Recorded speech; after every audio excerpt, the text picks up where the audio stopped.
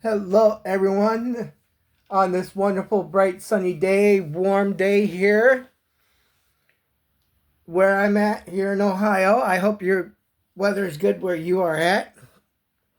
Anyway, RK Stud, you know me. And of course, you know I have my ride or die pet, Kiki.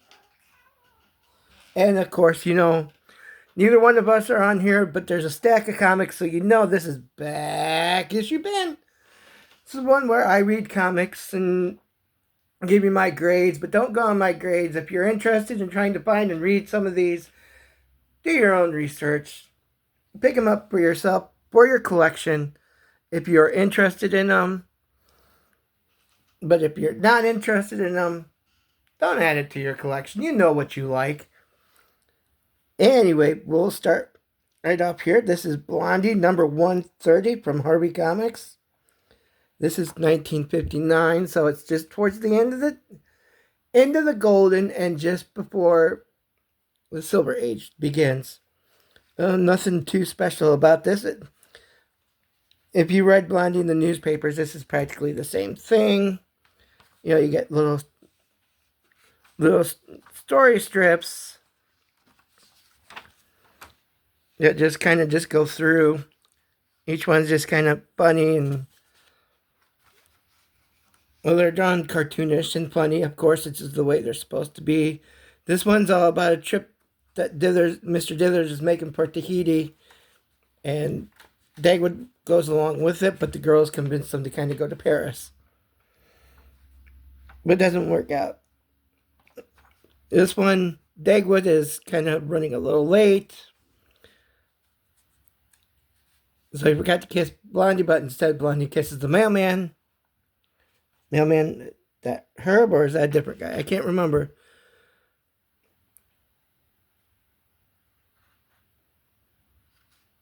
There's a story about Mr. Dither's brother that he hadn't seen in 20 years coming to visit.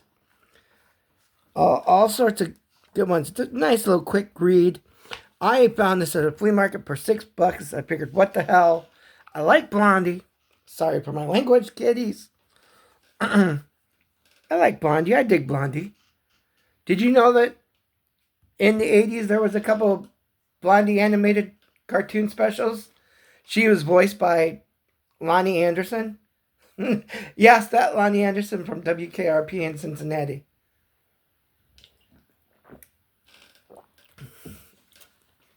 So overall, nothing too spectacular, funny.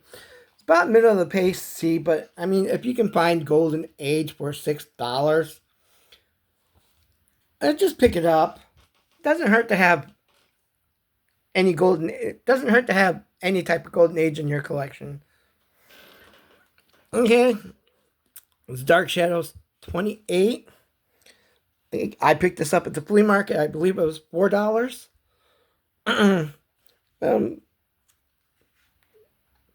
So it was kind of getting ready for the end of the run here in Gold Key.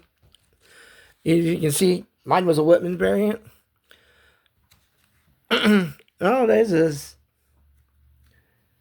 just an old family friend of Roger's wife coming back, using magical powers just to kind of drive everyone kind of crazy, and get her to listen to him.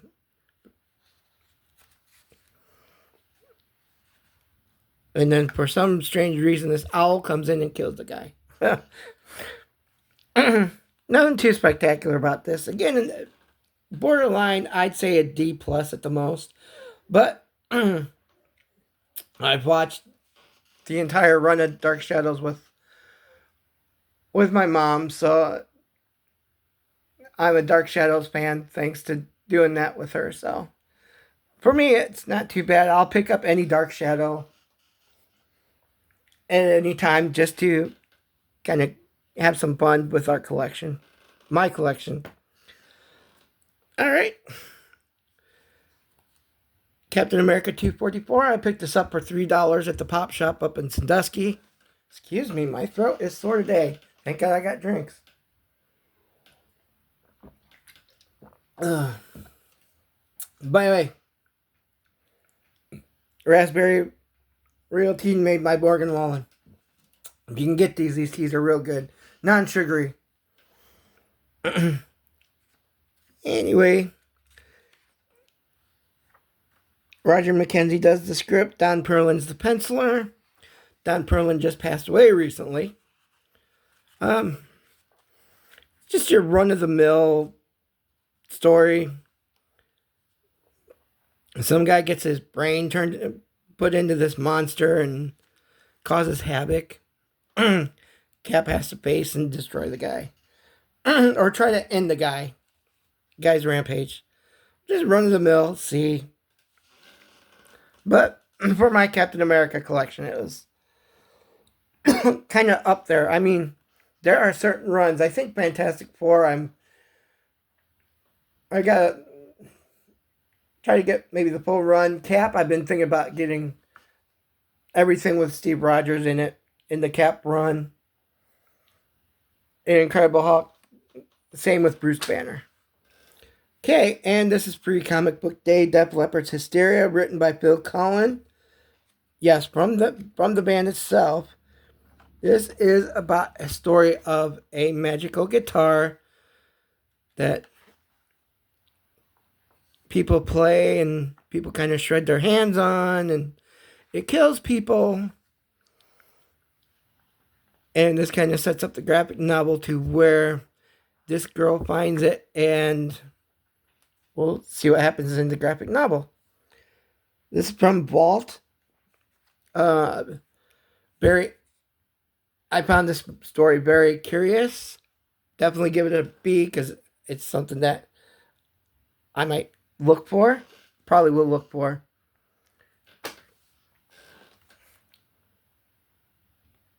And then from Clover Press, we have The Great Gatsby #1 adaptation by Ted Adams. So I've never watched any. I've never read the story, the book. I've never read any of the movies. But I kind of like the time period and would like to find out a little bit more. This was just issue 1. We found it up for $2 at Free Comic Book Day at Rupp in the $2 box area. So Mom picked this out. We both read it. Might do some digging to kind of get the trade or the other issues. Just get this. Okay. Ooh, and we're moving it. Alright, now this is a facsimile reprint of More Fun Comics. This is the foil edition. There's only one on the stands when I saw it up at the pop shop. Unfortunately, this is a little crease right there. Oops, alright, I wasn't going to get it graded anyway. It's just one of them facsimile editions. You know, you kind of have stuff like this just for fun. Here's the story of Dr. Fate. Reprints the first appearance of the Green Arrow and Speedy, along with some other heroes.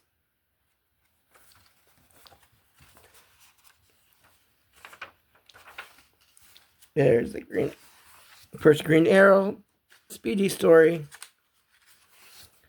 Doesn't really give him an origin. It just goes right into it. This is the Radio Squad. They're kind of like newspaper reporters. It's an alright story. One's Johnny Quick, another Golden Age hero. Nothing too... I didn't find... I had fun reading these, but nothing that would be spectacular. Then they always had little novels, little stories in these Golden Age comics. There's another hero, Clip Carson.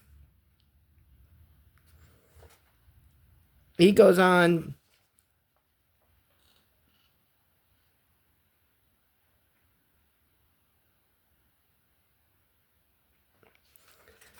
And then there's a story of the Spectre.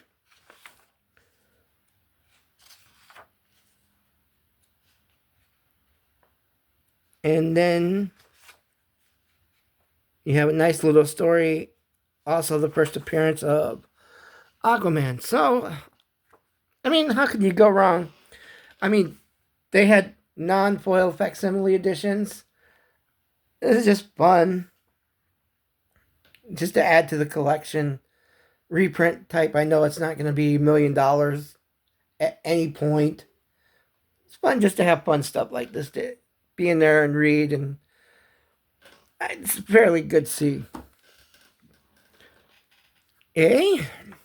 We have Fantastic Four number 301. This is right after Johnny and the now fake Alicia get married. Ben's kind of a little hot-headed, still kind of mad about it. What it is Franklin's having his mutant dreams of seeing stuff happening. And he's afraid Ben's going to get something bad's going to happen to him. But Franklin in his ghost dream self shows himself to Reed in this issue. So Reed's a little freaked out. They talk about dampening his powers, and that scares Franklin. And so Ben takes him around. They get captured by the wizard who's trying to destroy Ben, and Franklin has to find a way to kind of help save the day, really.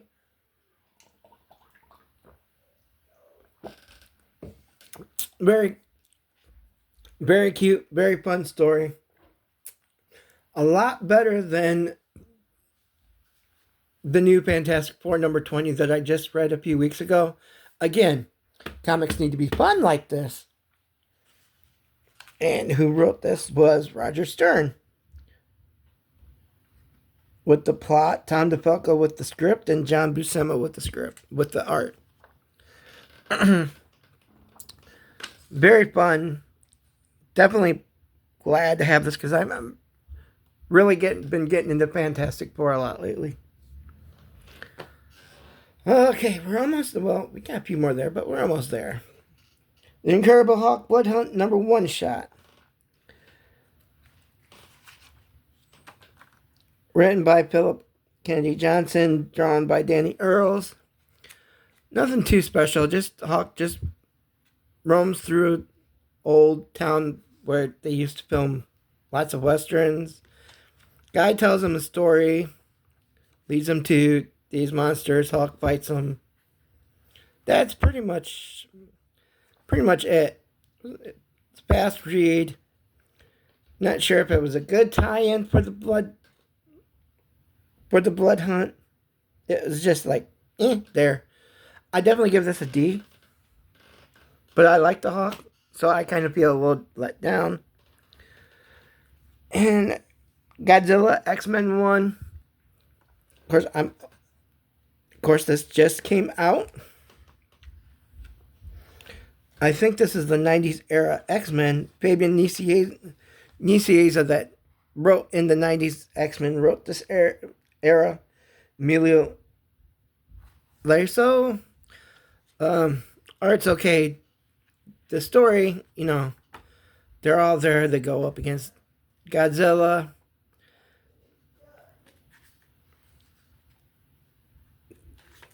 Then some more monsters are around. Godzilla basically fights to save the day. Blah, blah, blah. 1, 2, 3. It's done and over. It's like a job match, really. Job wrestling match. The next one is Godzilla vs. Avengers. Not out till June 18th. So we have a little while. I think they're just doing different eras of Marvel heroes. Is what it looks like.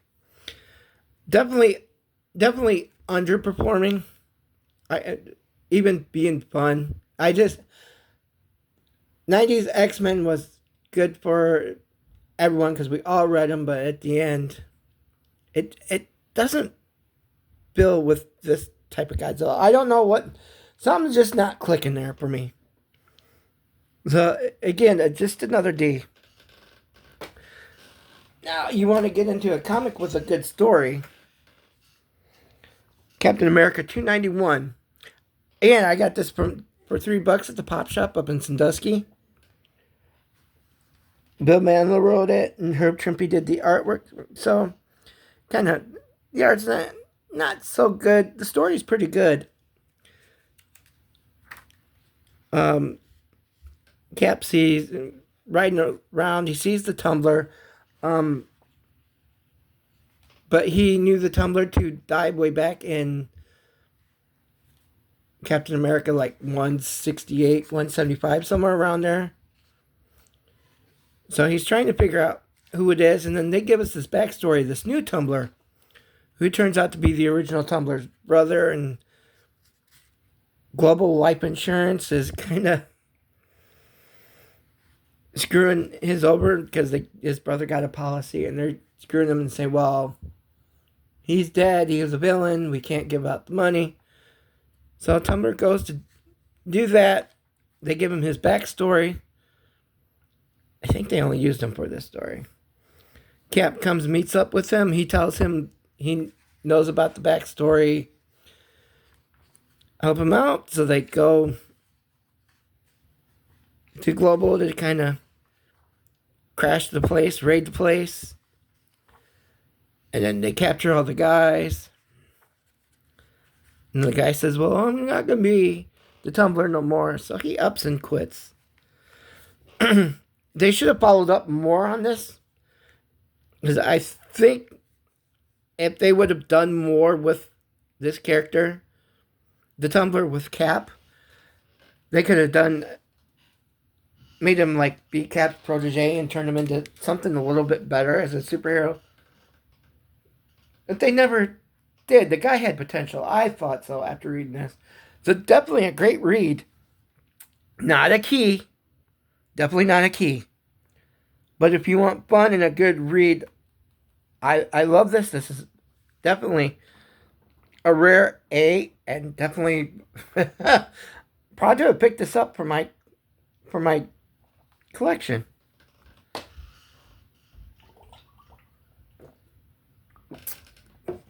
Now, this oversized beauty.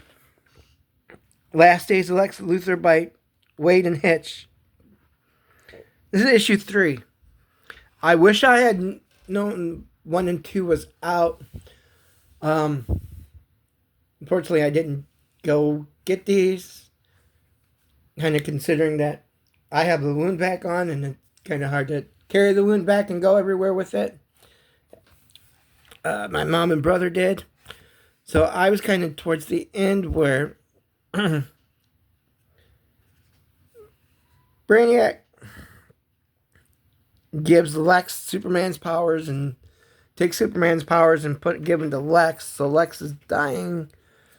Basically, Lex Luthor isn't too happy about that. So he and Superman team up to kind of try to fix the problem of Brainiac and destroy Brainiac in the scheme once and for all. Definitely like the art on this, like I said. I want to go back and get issue 1 and 2 and fill myself in and get the whole story. Because Mark Waid is a really good writer. And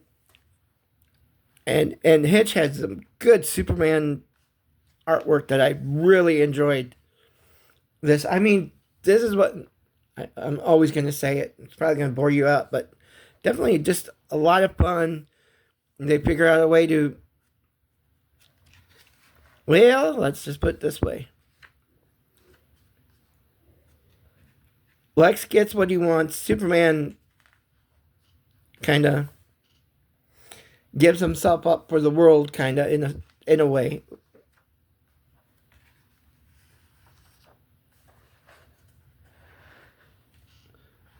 Oops, so they both save the day. Spoilers. And then after this, Superman no longer has his powers.